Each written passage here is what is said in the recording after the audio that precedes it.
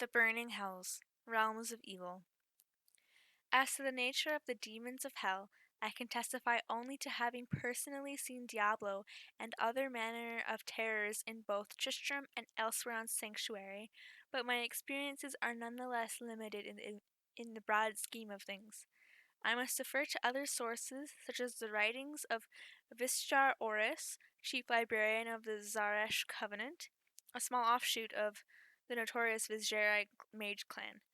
Oris's careful and scholarly research of the prime evils and other demons has been passed down to us through historical and scientific tomes. One intriguing piece of information I have gleaned from Oris's research is that not all abominations and violations that appear on Sanctuary are of hellish or demonic origin. For instance, the Walking Dead are unique to Sanctuary and are not created in the burning hells, but they can be awakened from their morbid sleep by activities of demons and angels. In other areas, I have turned to the writings of my own ancestor, Jared Cain, for information, especially as it concerns the prime evils he and his brother mages battled. The accounts of man of the burning hells are very limited. I myself has only gone so far as the Pandemonium Fortress.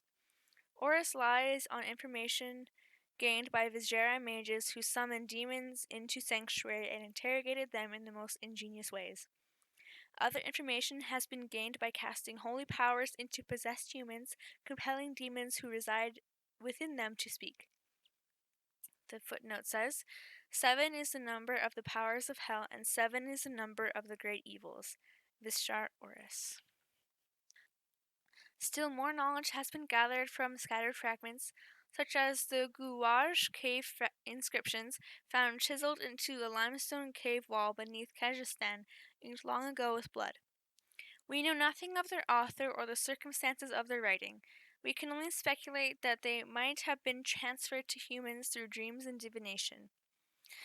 7 evils spawned of 7 heads, 7 realms birthed from death, infested unending cycles upon cycles. Sins beget sins as men beget men. Terror begets hate, and hate begets destruction. Destruction begets terror as terror begets hate, as hate begets destruction, as destruction begets. The inscription is unreadable from this point, but it has been speculated that this incantation repeats many times. The Neztem petroglyphs. The Neztem petroglyphs were found on what is believed to be a natural pillar far out in the deserts of Aranok. As a personal note and observation, my young ward, Leah, was with me on this journey. Upon standing on this rock, she began having visions of the most violent nature. I had to confine her to the tent for the rest of our time there. I have used some of what she said during those visions to inform my descriptions of hell in the following section. The prime evils, the lords of the burning hells. Mark well the words that follow, and let them serve as a warning to all men of what the lords of the burning hells may have planned for the future of Sanctuary should they ever invade our realm. Let it be known that there exists a hierarchy to the hells. There are 3 prime evils and 4 lesser evils. The prime evils are Diablo, Lord of Terror, Baal, Lord of Destruction, and Mephisto, Lord of Hatred. These prime evils are brothers. It is said that they were the dominant heads of the dragon Tathamet. These 3 evils endeavor to maintain a strict rule over the Hell's legions. As the Guwaj cave poem indicates, these powers fuel each other. Terror leads to hatred, and hatred leads to destruction. This has allowed them to be the dominant force in hell in such a way that they generate energy that has been analogized to an alchemist's engine. The lesser evils are 4 in number. The first is Andariel, the Maiden of Anguish. Andariel is the twin sister of Duriel, a male evil who is referred to as the Lord of Pain. The final 2 evils are the most mysterious to us, for they have not yet come to Sanctuary. However, many of the prophecies express a fear that they will. These 2 are Belial, Lord of Lies, and Asmodan, Lord of Sin. As we have now briefly introduced the hierarchy of hell, it is time to explore each individually. We shall focus also upon what is known of the evil's domains in hell. It is interesting to note here that the borders of their domains are constantly shifting as the boundaries within the hells crash into and encroach upon one another. Judging by the texts and accounts, it is as if the borders themselves are in conflict. Let us not dwell over long on these horrors, however, lest we ourselves sink into the depths of madness. Diablo, the Lord of Terror. Of all the great evils, it is much to our misfortune that we know the most about the Lord of Terror, El Diabolos, more widely known as Diablo. He is the root of all fears buried deep within mortal minds. He is the nightmare that awakens us, sweating in the dark. He is an entity of pure malevolence and depthless evil. He has plagued Sanctuary on several occasions and tormented mortals time and again, more often than any of his foul brethren. Despite the fact that age as we know it does not seem to apply to the lords of hell, Diablo is generally considered to be the youngest of the three. It may also seem odd to assign positive traits to a demon. Nonetheless, it is said that Diablo is the most creative and far-sighted of his brothers, perhaps of all the evils. Many claim that Mephisto is the most intelligent, but intelligence has as many facets as evil. Diablo is calm, cunning, and patient, and best understood when we view his actions as attempts to instill terror in those around him. Consider the components of terror: a mix of fear, shock, and utter hopelessness. Perhaps Diablo's most insidious power is the ability to cast his influence deep in the minds of his victims and latch upon their greatest, most crippling fears, then to apply that knowledge and, in doing so, use a person's own worst fears against them. As perverse as it may sound, Diablo sees himself as an artist of terror. I can attest that when I was subjected to Diablo's evil, it seemed to me as if he derived from it the pleasure that an artist takes in his work. Perhaps he sees each of us as a canvas. Diablo knows that conquest comes when enemies panic and turn their backs to their fears rather than face them. However, and this is an important concept to grasp, Diablo does not acquire his satisfaction from conquest itself, as perhaps Mephisto might. Diablo feeds on the terror that precedes the conquest. To him, the fear of a victim has a greater reward than the pain they suffer when they are actually tortured. With this perspective on Diablo's nature, it remains now for us to describe his realm of terror within the burning hells. Vishrar Oris states, from an extracted testimony of demons who claim to be familiar with this realm of living nightmare, that it is the least populated of all the territories of hell, for few demons can withstand its unrelenting torment. The realm of terror is lonely and desolate, filled with horrific scenes of darkness and shadow, fear and surprise. The resultant tension constantly cycles to a crescendo of madness and horror. To catch even a glimpse of this festering netherworld would be to spiral into the depths of unceasing despair. Oris's abhorrent description of this realm seems to fit my own knowledge of Diablo. He attacks most effectively by twisting the fears that already reside within every human being.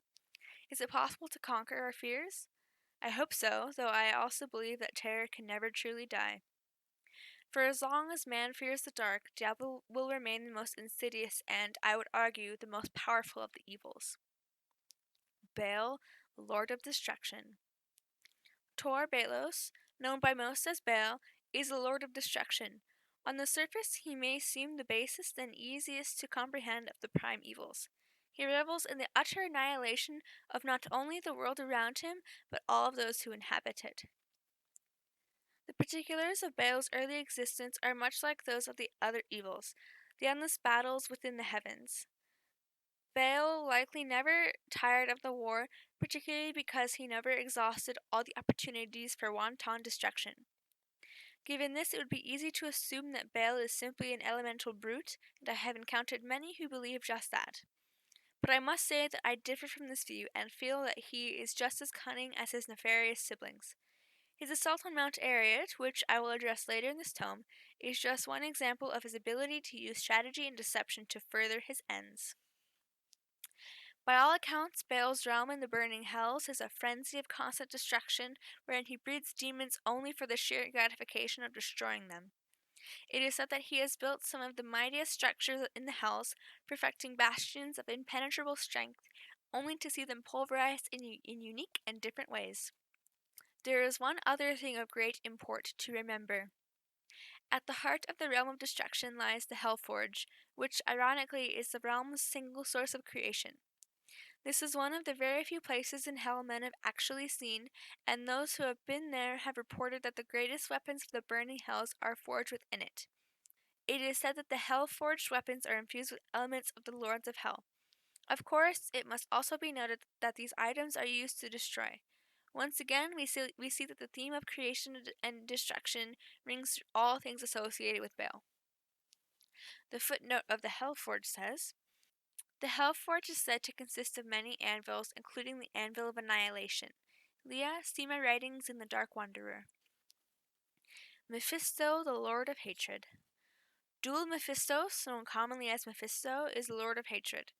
There are some who believe that if there is truly a leader among the burning hells, it is Mephisto. It has been said also that Mephisto is most adept at playing his brothers against each other. Diablo and Baal chafe at his manipulations, but more often than not they comply, most likely because Mephisto provides them with ample opportunities to pursue their ambitions.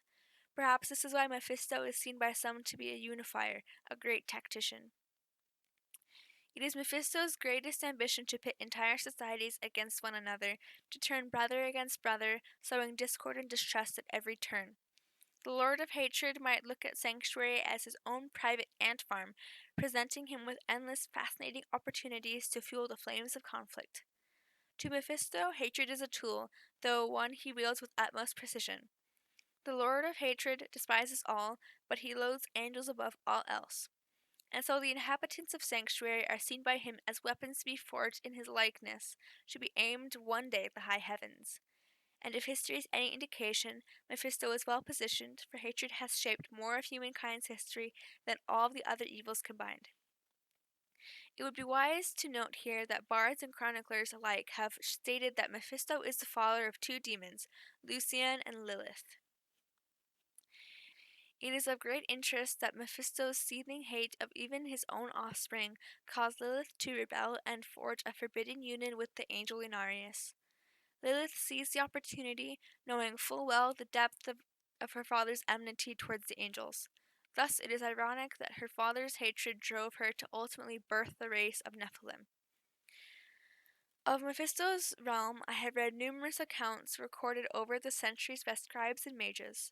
They report the Lord of Hatred's dominion as a place heavily populated by demons who gather in multitudinous formations, conspiring to create factions based upon competing ideologies.